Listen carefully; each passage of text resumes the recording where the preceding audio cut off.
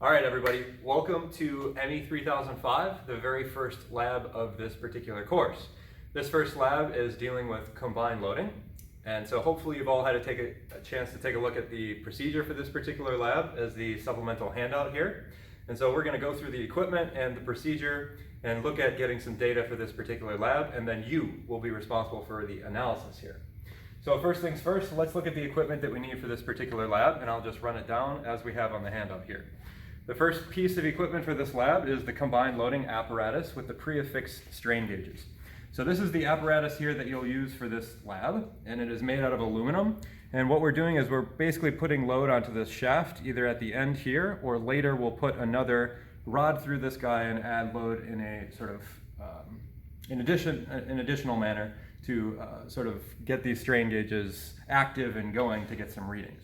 So we see the strain gauges on this apparatus here. We have a single rosette on the top, and we have a 3 strain gauge rosette on the front and the back here that we'll be using to collect data. So we have 7 gauges total, 1 on the top and 3 on each of the 2 sides here. So there's your apparatus, and we'll be loading this in a variety of different ways to induce strains measured in those strain gauges. Next piece of equipment that we'll need is we'll need strain gauge indicator boxes to help us read the values that are coming off of the strain gauges. So we have 2 of them here, ready to go. And what you'll notice for each one of these strain gauge boxes is that they each have 4 individual channels. So we have channel 1, channel 2, channel 3, and channel 4. Each one of these 4 channels will be used to read a single gauge. So since we have 7 gauges in this lab, we're going to have 2 boxes fully wired to read all of the measurements for this particular lab. These strain gauge indicator boxes can be used in a variety of different ways, depending on how you want to wire up your strain gauges. So they can be used in a quarter bridge, a half bridge, or a full bridge configuration.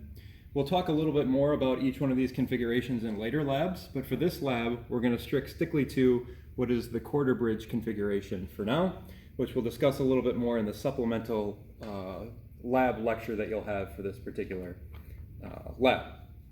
All right. The next piece of equipment that we need to talk about for this lab is the steel through rod. And so here we have a steel through rod. It's about 18 inches in length. And what we're going to use this for is the second portion of the lab, where we're going to induce some torque into this piece by securing the steel through rod into this hole that's at the end of the aluminum member here. And then by providing load on this side of the apparatus, we can induce torque in our main rod, giving us some different strain gauge readings, which will induce our combined loading, which is what we're learning about. Correct? Correct. All right, so that's the steel through rod. The next piece of equipment that we're going to discuss on the list here is the C-clamp. So that's the next piece of equipment. We're using the C-clamp down here, and it's holding the apparatus in place, so if I provide some load to this thing, it's not going to topple over. Next piece of equipment on your list is the hanging weight plate. That is this piece of equipment here. And so what we're going to do with this piece of equipment is we're going to hang it on our apparatus. In stage number 1, or the first portion of the experiment, we're going to hang it here. In the second portion of the experiment, when we put the steel through rod in, we're going to hang it from the far end of the steel rod. This weight plate allows us to put a variety of different weights onto our apparatus so that we can induce strains in the strain gauges. Okay, the next piece of equipment that we have on our list is the circular slotted weights. And so here we have them laid out on the table. We have 2 types of circular slotted weights. We have a 1-pound circular slotted weight, which is a thinner weight, and we have a 5-pound slotted weight, which is a much thicker weight. These will be hung from the weight plate on the edge of the apparatus to give us the 1 pound, 2 pound, etc. that we need for this, the measurements of the lab. This will induce the strain at our points of interest on the gauge, giving us the measurements that we want for this particular lab. Next thing on the list that we have is a ruler and a caliper. Don't know if I really need to show those, but here is the ruler that we're going to use for this particular lab. It's going to be used to measure, let's say, the distance from the strain gauges to the point of application of the load. And here we also have an old school dial veneer calipers that we'll use to take measurements of the diameter of the rod in this particular experiment. Okay? So now that the equipment is taken care of, let's make our way through the procedure. The first portion of the procedure is a preliminary portion of the procedure where we're going to be wiring up the strain gauges to the strain gauge indicator boxes. So step number 1 in the procedure is obtain all equipment. Got it. Done. All right. See instructor if you're missing anything. We're not missing anything. Okay, good. See me if you're missing anything. You're not missing anything. Let's go. Number 2, measure and record the diameter of the aluminum rod which contains the strain gauges. So here we're going to use our vernier caliper. So I'll open the jaws of life here, and I'll put them around the diameter of this particular aluminum rod. So what we'll notice here is that the vernier calipers are showing, here is 1 inch, see the big 1 there, and then 0.1, 0.2, and then here these are measuring thousandths, so this is 1.251 approximately inches in diameter. So we can measure that later. 1.251 is what we're going to be using in our calculations. All right, the next thing that we're going to do is we're going to wire up the strain gauges that are on the apparatus to our strain indicator boxes. We're going to do one here on the video, and then we're going to cut, and by the magic of film, we'll have all 7 wired. The first one that we're going to wire up is the singular strain gauge on the top here. This is gauge number 1 in the handout, and we will wire it up. So what you'll notice here is that we have a red line and the white and the black line connected to the strain gauge. Here the red on one side and the white and the black on the other side. We're going to use the leads described inside of the handout to wire them up to the bridge appropriately. So the first thing we need to do is let's turn our box on. I'll bring this over a little bit just so our cameraman here can have a little bit easier life. So here we'll turn on the strain indicator box. You'll see that our little display is now showing. And we're going to follow the procedure. We're constructing a quarter bridge for each strain gauge. So as previously mentioned, we're going to be constructing a quarter bridge for this particular lab. And to wire up one of the single strain gauges, we're going to connect the strain gauge lead into the variety of different terminals. And I'll focus here on channel number 1. So here we have terminal block number 1, which is what I'm going to wire. The instructions here say to connect the single strain gauge to a single channel of the strain gauge box. So that's one single channel of the strain gauge box. To connect a single strain gauge to the single channel indicator, hook the red lead wire into the P+.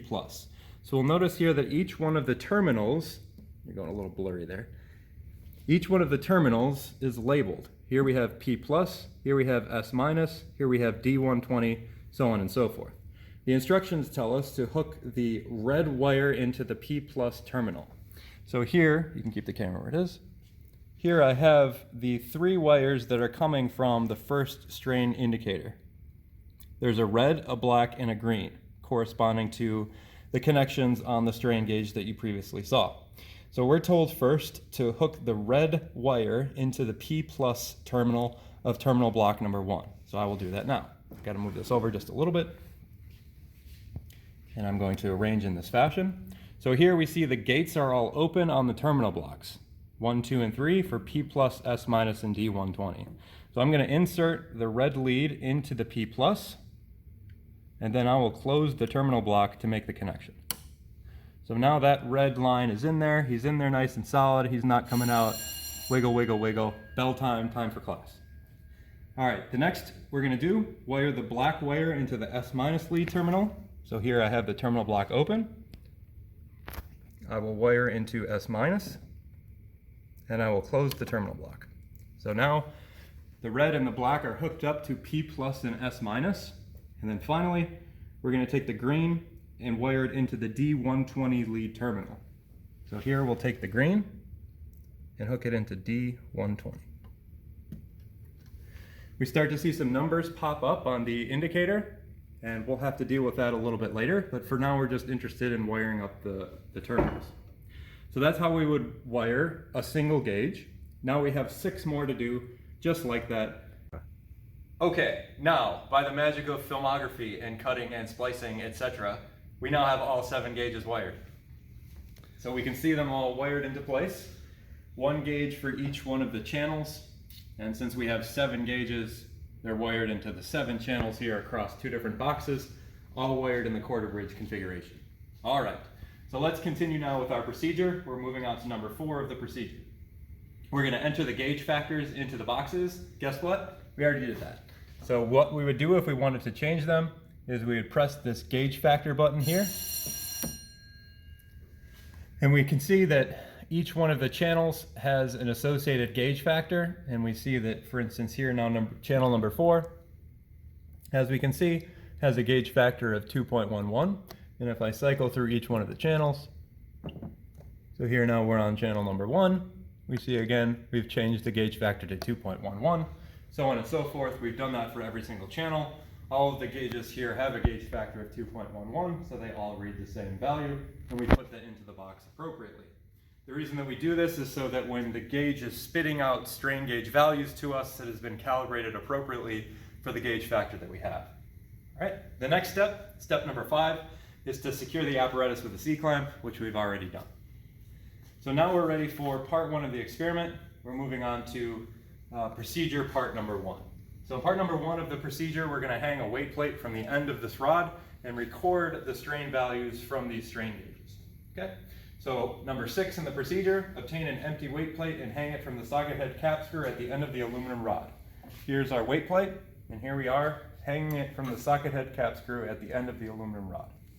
No weights on it yet. That's because we need to zero out the weight of this weight plate before we continue with the experiment.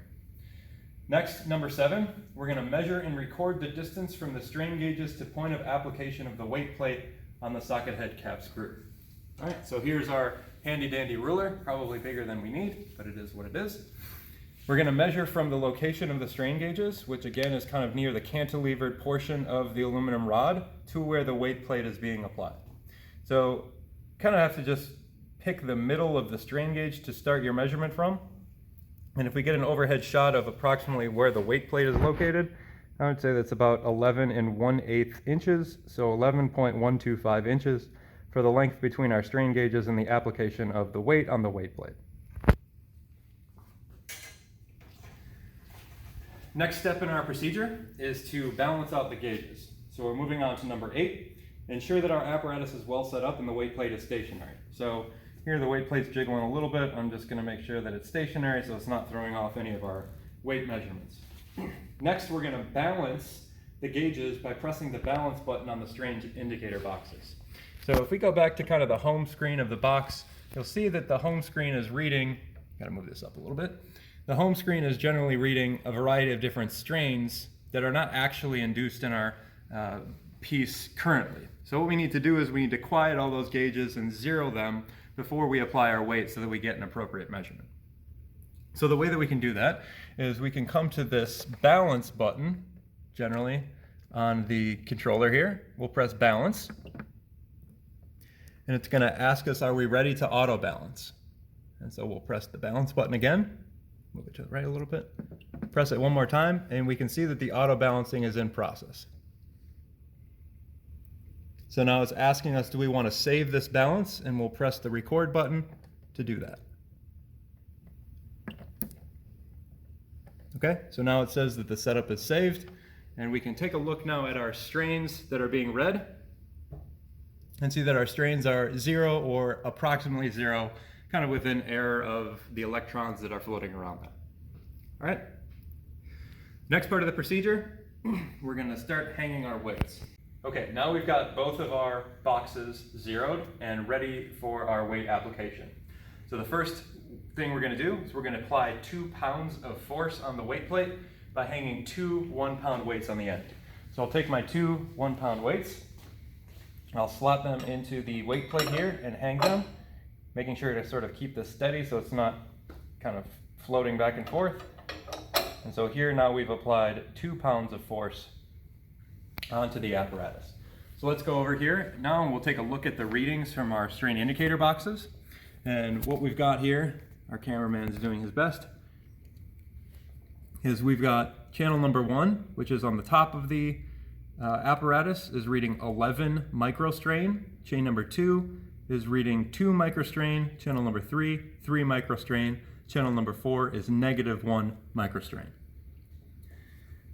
The next box, we have wired gauges 5, 6, and 7.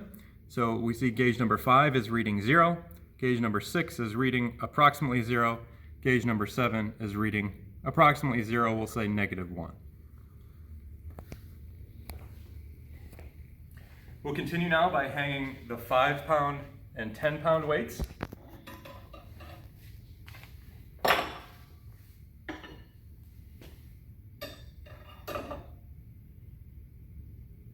So here now we've applied the 5-pound weights. See, channel 1 is reading 28 microstrain, channel 2 is reading 4, channel 3 is reading 5, and channel 4 is reading -2. Strain gauge number 5 is reading +2, strain gauge number 6 is reading -2, strain gauge number 7 is reading -3 microstrain. Finally, we'll add the second 5-pound weight, totaling 10 pounds. And we'll steady this. And we'll take a look at the values on the boxes here. Gauge number 1 is reading 57 microstrain, gauge number 2, 8 microstrain, gauge number 3, 8 microstrain, gauge number 4, -3 microstrain. Gauge number 5 is reading 4 microstrain, gauge number 6, -4 microstrain, gauge number 7, -6 microstrain. That will conclude the first part of this experiment, so we'll cut now and go to the second part. Okay, so as we saw in the first part of the lab, the strain gauges and the readings were really dominated by gauge number 1, which we'll just remind you here is on the top part of the apparatus, gauge number 1.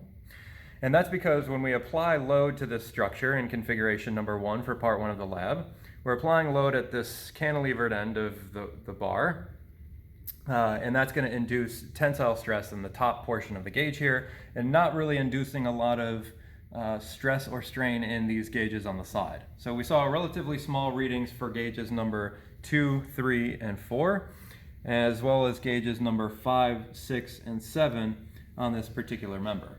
That'll change when we move to the second part of the lab, which we'll set up now. So part number 2 of the lab, what we're going to do is we're going to remove the weight plate here, and we're going to now insert the steel through rod so that we can start to apply some torque to this member.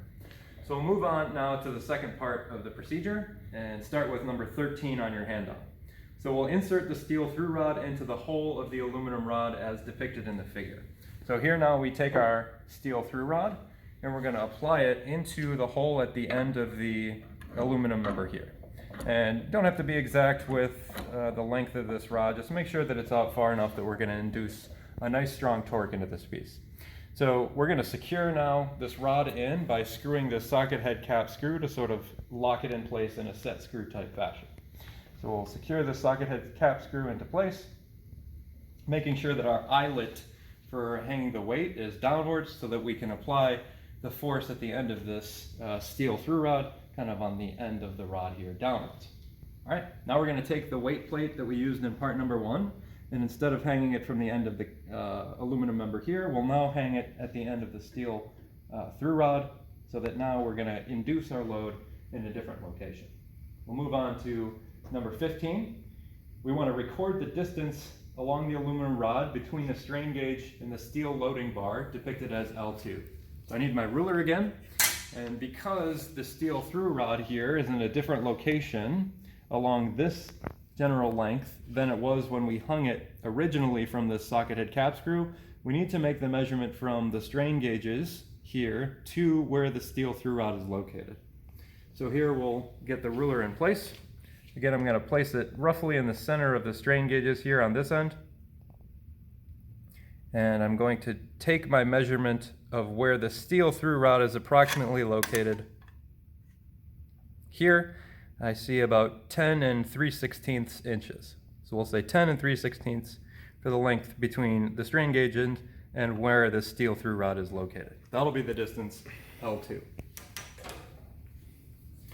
The next distance that we need to measure, and this is now moving on to number 16 in the handout, is the distance from the center of the aluminum rod to the point of application of the weight plate, depicted as the variable little d in figure number 2.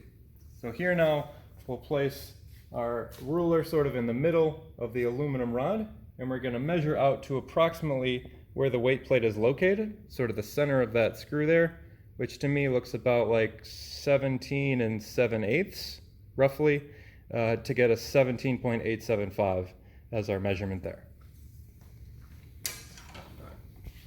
3.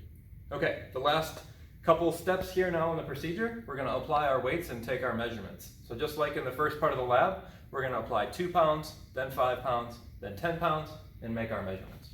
So first things first, we've kind of got a new setup here, so we need to re-zero things. So we're moving on to step number 17, where we're going to re-zero the 2 boxes. And so that procedure again, we're going to press the balance button. We'll press the balance button one more time, and the auto balance is now in progress. And we'll save this. And you'll see here that all the strain gauges should now be reading 0 or approximately 0 as we've now balanced the system. We'll do the same on the other box. Not all that important that we see this, but again, we'll press balance, balance,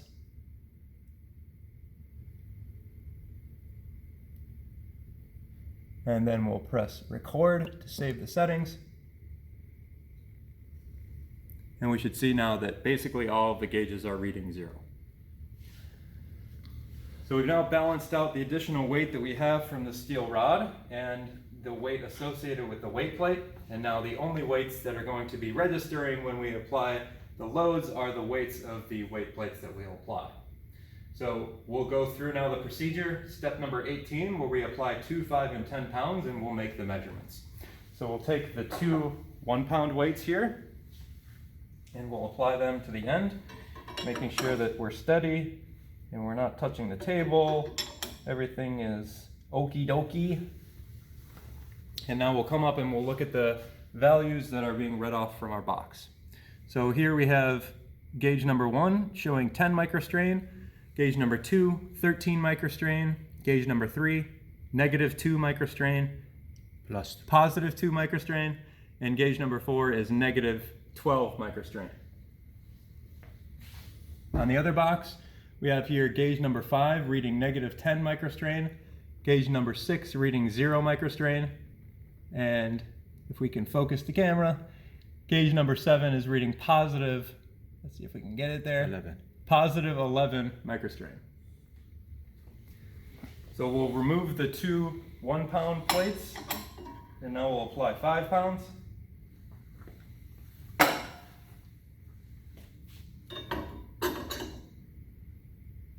Make sure that that guy is steady Eddie. And again, we'll come to the readings.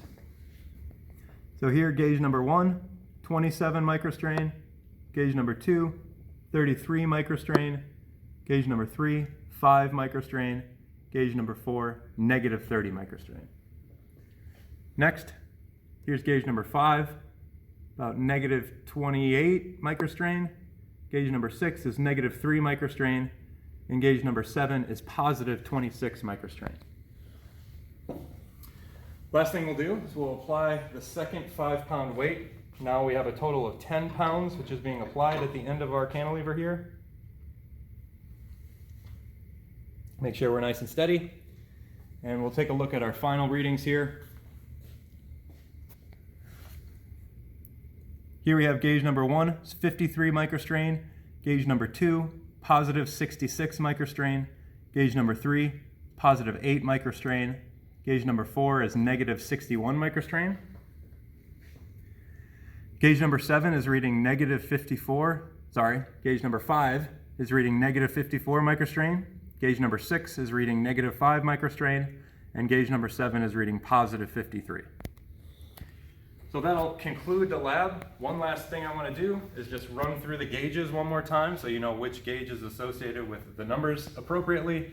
Here is gauge number 1 on the top of the structure. Kind of on the right-hand side here, where we have the same side of the steel rod coming off, we have gauge number 2, 3, and 4.